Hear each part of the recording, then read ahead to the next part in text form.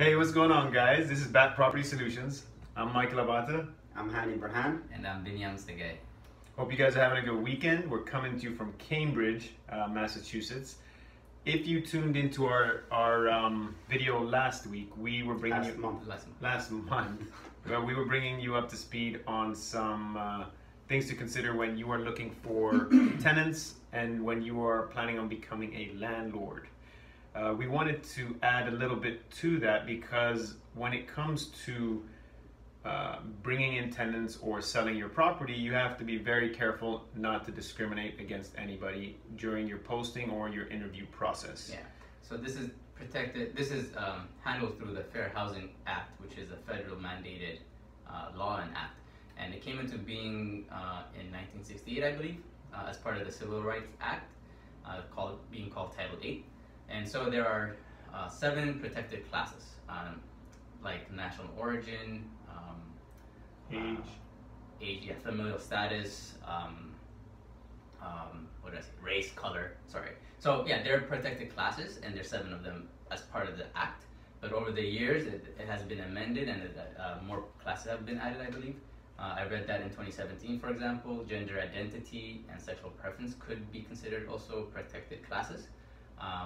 And so you need to be aware of that, so that when you're advertising and when you're interviewing potential tenants, or even when, like Mikey said, when you're about to sell a property, you should not disregard people because they fall into a certain protected class, right? But it's a lot of, there are a few, for example, to give you an example, you can't ask if how many kids you have, or if you're married or not. That's more, you know, because you're asking about the familial status, which is discriminatory, because you could be making your decisions based on that.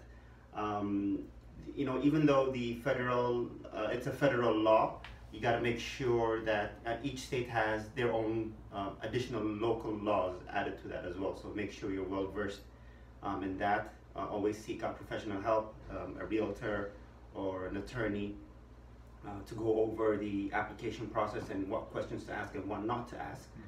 Mm-hmm. It's always good to be, excuse me, always good to be protected.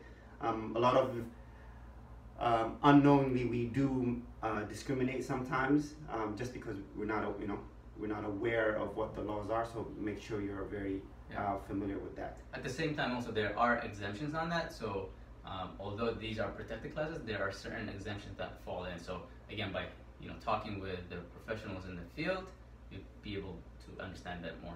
Yeah, and have your ads reviewed by somebody who knows, and just to make sure, because what might seem totally innocent and could be innocent from your perspective might be considered discriminatory. So have a look at the Fair Housing Act.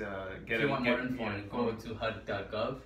You'll get more information on that. You get the list of all of the protected classes, and yeah. If you have more detailed questions, obviously you can also reach out to us. We'll love to help you out with that. Any questions you have, comment down below. Reach out to us. Our phone numbers. Yeah. Most of you have them. If not, you can still ask for the phone number. Ask for the phone number. Exactly. Or shoot us a message.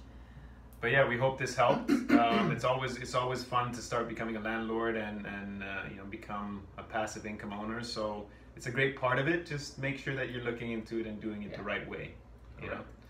So with that, enjoy the rest of your weekend, the rest of Sunday. Yeah. It's nice and warm. We'll be heading back to Jersey in a little bit, but we'll see you soon. Talk to you guys soon. Have a good one, guys. Bye.